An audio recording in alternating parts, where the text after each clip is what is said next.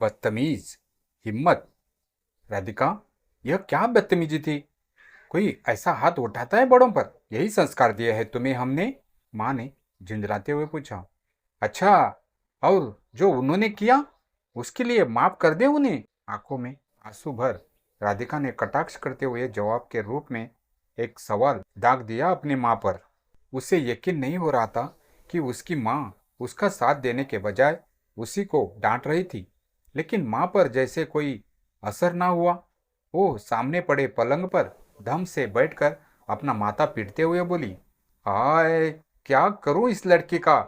जाने क्या सोच रहे होंगे मोहल्ले वाले। अब ऐसे भरे मोहल्ले में मास्टर जी को खींच लाई, और लाई सो लाई उसे थप्पड़ भी लगा दिया। तू आज इसी कमरे में बंद रहेगी। अब तेरे बाबूजी ही समझाएंगे तुझे।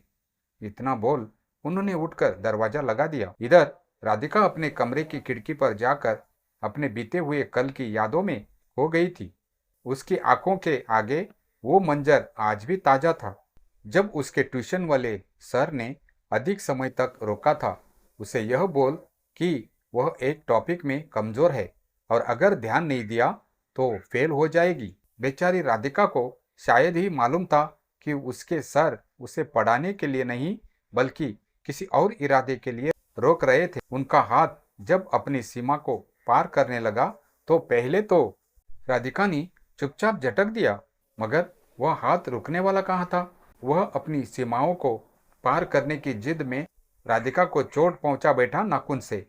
उस दिन जाने कहाँ से एक दैवत्व शक्ति सहमित हो गई थी उसमें। मात्र 14 वर्ष की उम्र में इतनी ताकत की उस दरिंदे को धक्का देकर भाग गई और फिर कभी नहीं लौटी। वह भाग तो आई, मगर जैसे अपनी सारी हिम्मत किताबों के साथ वही छोड़ आई थी। कितने सवाल किए माँ ने, मगर रोने के अलावा कोई जवाब नहीं। और बोलती भी क्या? निशान भी एक ऐसी जगह था दिखाया नहीं जा सकता था। जब सर को फोन किया तो उन्होंने उल्टे उसी पर बदतमीजी करने का आरोप लगाकर डांटने को आंसुओं की वजह बता दिया। उफ, कितना सुनाया था सबने उसे। उस घटना का प्रभाव इतना गहरा हुआ कि फिर किसी अजनबी की छुअन भी उसे कांप कर रख देती। न ज्यादा दोस्त और ना कोई प्यार, बस इन 11 वर्षों में कुछ साथ था तो वह एक अनजाना भय, किसी के छूने का डर, जो कुछ इस कदर उसके अंदर समाहित था कि इस बारे में सोचना भी उसको खौफ लाने के लिए काफी था। उसके जिस्म पर उस नाखून के निशान जैसे आज भी नासुर बनकर तरोताजा थे। यह सब सोच ही रही थी कि अचानक उसे ख्याल आया उस वीरता का जो आज उसने दिखाई थी। पड़ोस वाले गुप्ता अंकल को भरे समाज में थप्पड़ जड़कर वीरता ही तो थी वो। आखिर गुप्ता अंकल गरीब बच्चों को मुफ्त में पढ़ाते थे। उनके नेक दिल के कारण सब सम्मान से उन्हें मास्टर जी बुलाते थे, जिनमें राधिका भी थी। लेकिन यह क्या?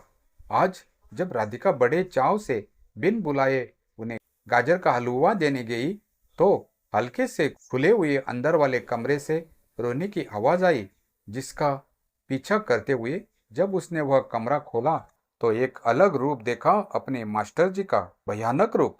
मास्टर जी, आप यह क्या? उसे बात पूरी करने की जरूरत ना थी। सब आईने की तरह साफ दिखाई दे रहा था।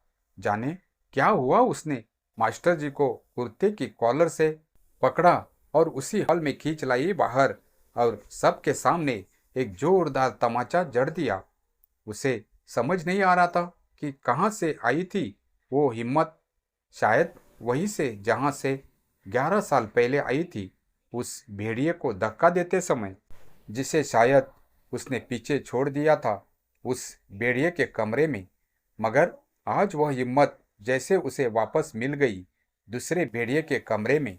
वह यह सोच ही रही थी कि उसके सोचने को बाबूजी की आवाज सुन विराम लग जाता है। राधिका, बाहर आओ। यह मैंने क्या सुना? और राधिका आंसू पोंछकर गर्व से उठकर निर्भीक होकर दरवाजा खोलती है। आज वह अकेली नहीं थी, उसके साथ उसकी हिम्मत थी। ये वही हिम्मत थी जिसे 11 साल पहले अपने पीछे छोड़ दिया था। वह हिम्मत जिसे आज लोग बदतमीजी कहते थे। सच तो यह है कि उसने अपना स्वरूप तब ही बदल दिया था, मगर उसकी पहचान राधिका को आज हुई थी। बाहर हॉल में खड़े बाबूजी का चेहरा सख्त था, पर आंखें उलझन में डूबी हुई थी। माँ एक कोने में खड़ी अब भी माथा पकड़े बैठी थी और मोहल्ले की कुछ औरतें खिड़की के बाहर से झांक रही थी। राधिका ने दरवाजा खोला तो लगा जैसे कोई तूफान चुपचाप बह गया हो। उसके चेहरे पर आंसुओं की लकीरें थी, पर अब उनमें डर नहीं था, एक ठोस संकल्प था जो अंदर तक झकझोर दे। वह धीमे कदमों से बाबूजी के पास गई और बिना झुके, बिना कांपे, बिना आंखें चुराए सीधे उनकी आंखों में देखते हुए बोली, हाँ, थप्पड़ मारा है मैंने। वही किया जो आप मेरी जगह होते तो शायद नहीं कर पाते। बाबूजी कुछ बोलने ही वाले थे कि राधिका ने एक गहरी सांस ली और कहना शुरू किया, 11 साल पहले भी एक मास्टर जी ने मेरे साथ कुछ ऐसे ही करने की कोशिश की थी, पर तब मैं डर गई थी, चुप रही। मुझसे मेरी पढ़ाई, मेरा आत्मविश्वास सब छीन गया। और आपने माँ, आपने कभी नहीं पूछा कि मैं अचानक ट्यूशन क्यों छोड़ आई, क्यों पढ़ाई में पिछड़ गई, डांट पड़ी, आरोप लगे। अब बाबूजी की आंखें डबडबा गई थी, माँ की सिरहन साफ नजर आ रही थी। आज मैं नहीं चुप रही, न किसी के डर से, न किसी के ताने से। आज मैंने उस डर को थप्पड़ मारा है, उस आवाज को बुलंद किया है जिसे तुम लोग बदतमीजी कहते हो। माँ, क्या बड़ों का हर काम संस्कारी होता है? क्या चुप रहना ही एक बेटी का धर्म होता है? माँ को जैसे काट मार गया। राधिका की हर बात उसके दिल को चीर रही थी, लेकिन वो एक शब्द नहीं बोल पा रही थी। बाबूजी अब थोड़ा आगे बढ़े और उनकी आवाज में अब वह कठोरता नहीं, एक टूटी हुई समझदारी थी। राधिका, बेटा, मुझे माफ कर दे। शायद हम सब ने तुझे चुप रहना सिखाया, बोलना नहीं। राधिका पहली बार अपने पिता की आंखों में आत्मग्लानि देख रही थी, जो उसे वर्षों से चाहिए थी। मैं चाहती हूँ कि आप सब मेरी आवाज बने, मेरे साथ खड़े हो, क्योंकि यह लड़ाई सिर्फ मेरी नहीं है, हर उस लड़की की है जो आज भी डर के साये में जी रही है। तभी दरवाजे पर किसी ने दस्तक दी। गुप्ता मास्टर की पत्नी थी, कांपते ओठों से बोली, बिटिया, मैं जानती थी, बहुत दिन से जानती थी, मगर कुछ बोलने की हिम्मत नहीं हुई, पर तूने जो किया वो काबिले तारीफ है। अब अगर कोई बोलेगा कि तूने गलत किया है तो पहले मुझसे निपटना होगा। राधिका की आंखें भी भीग गई, पर अब वह डर के आंसू नहीं थे, ये ताकत की गवाही थे।